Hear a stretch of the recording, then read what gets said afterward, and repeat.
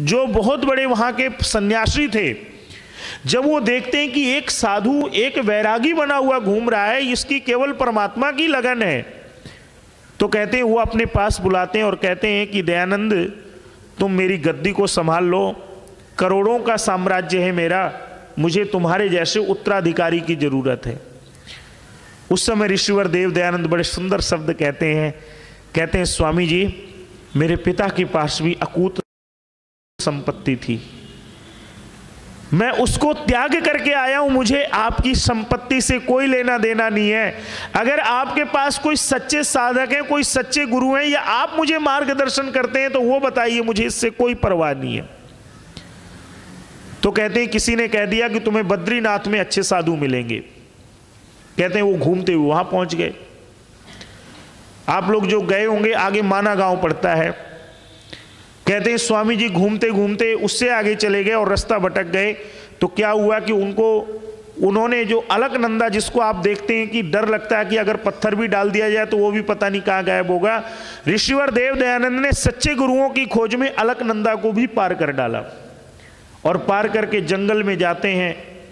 जंगल में जाकर के क्या होता है कि कहते हैं कि पूरा बर्फ जमा हुआ था, तो धीरे धीरे करके जब वो बेहोश होने लगते हैं, शरीर पे वस्त्र नहीं है, तो कहते हैं अचानक देखते हैं कि कोई दो पहाड़ी व्यक्ति आते हैं, वो उनको ले जाते हैं और ले जाकर के अपनी झोपड़ी में उनको थोड़ा सा दूध वगैरह पिलाते हैं, तो उससे उनको फिर कुछ चेतना आती है। उसके बाद वो गंगा के प्रदेशों का भ्रमण करते हुए पहुंचते हैं अमरकंटक, नर्मदा के प्रदेशों पर। नर्मदा के प्रदेशों पर भ्रमण करते हुए, ये सब समय जो था ये 1857, 58, 59 का समय था। और कहते हैं कि अंत में उनकी खोज पूरी होती है 4 नवंबर 1860 में। कहते हैं 4 नवंबर 1860 में वो गुरु विरजानंद जी की कुटिया में पहुंचते हैं, मथुरा के अंदर। और मथुरा के अंदर जब पहुंचते हैं तो आप सबने वो प्रसंग तो बहुत बार सुना होगा कि आवाज देते हैं, कौन हो? तो कहते हैं कि मैं यही जानने आया हूं कि मैं कौन हूं। लेकिन सबसे जो प्रमुख बात है, सबसे प्रमुख बात यह है कि कहते हैं कि क्या हुआ कि जिस समय स्वामी दयानंद उनके यहां पहुंचते हैं, तो कहते हैं, गुरु विरजानंद कहते हैं कि देखो भाई, तुमने क्या क्या पढ़ा हुआ है?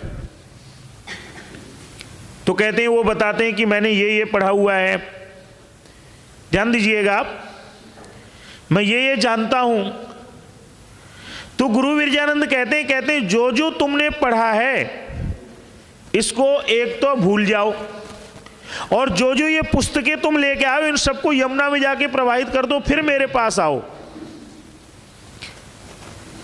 एक शिष्य की बात देखिए कि वो व्यक्ति एक सेकंड नहीं लगाता, कहता है कि जी गुरुजी मैं अभी ये काम करके आता हूं। आप कल्पना कीजिए कि मैं आपके पास अगर आऊं या आप मेरे पास गुरु के रूप में आए या किसी अन्य के पास जाएं, तो आपका क्या होता है कि गुरुजी मुझे ये चीजें आती हैं, ये चीजों की कमी आप सिखा दीजिए। लेकिन वारे गुरुवर दयानंद, तूने अपने अहंकार को तुरंत ही जाकर के यमुना में ही प्रवाहित कराया और सारा कुछ समाप्त कराया और एक नए जीवन को लेके फिर गुरु के चरणों में आ गया। लेकिन अब अगली समस्या थी जो कि हम आर्य समाजी याद नहीं करते हैं। अगली समस्या थी गुरुवर देव दयानंद के भोजन की। गुरु विरजानंद कहते हैं कि देखो तुम सन्यासी हो और सन्यासी लोग जो है वो भोजन के लिए इधर उधर जाते हैं, तो तुम्हारे विद्या में बाधा आएगी, इसलिए तुम अपने पहले कहीं भोजन की व्यवस्था कर लो, फिर मैं तुमको पढ़ाऊंगा। लेकिन हम सब भूल जाते हैं, हमें याद है महाराणा प्रताप को धन देने वाले भामाशाह की, लेकिन अमरलाल जोशी को भूल जाते हैं। जिस अमरलाल जोशी ने, एक वहां के बहुत बड़े ज्योतिषी थे मथुरा के अमरलाल जोशी। आप जानते हैं कि उस समय मथुरा जो है ये ग्वालियर जो राज्य था उसके अंतर्गत आता था और वहां पर सिंधिया राजघराने का शासन था। लेकिन कहते हैं जब अमरलाल जोशी जी को पता चला कि एक साधु, एक नौजवान विद्या प्राप्त करने के लिए आया है, लेकिन उसके भोजन की व्यवस्था कहीं नहीं हो पा रही है। तो कहते हैं उन्होंने ऋषि दयानंद जी को बुलाया।